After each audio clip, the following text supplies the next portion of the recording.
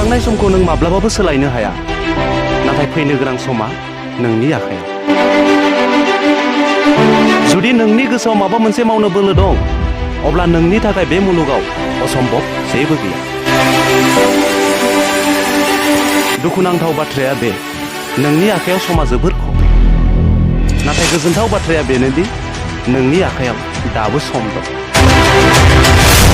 जानो हागौ नों गुबुनफोर बायदि टेलेन्ट नङा, नाथाय जेननो गोसो गैयि गुनानै नोंखौ सानसे देरहासार खालामो।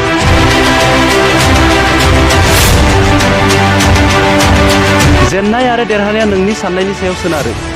जेननाया बैसोरसो जायफोरहा जेबो जुजिनाय गैया। दैनि दोहौखौ गियोब्ला माब्लाबाबो लैथो बारनो हाया। नांथाब नाजाग्राया माब्लाबाबो थांखियाव फेलें जायो। जायफोर सुबुङा गावनि थांखियाव हारसिङै हान्थियो, सानसे समाव बिसोरनि उनाव देहा बेंगिरिफोर थायो। सोरनिबा थाखाय उन दाहा खालामनायखौ गार। ओरैबायदि खामानि माव जेन नोंखौ नागारग्राया उन दाहा जानाङा।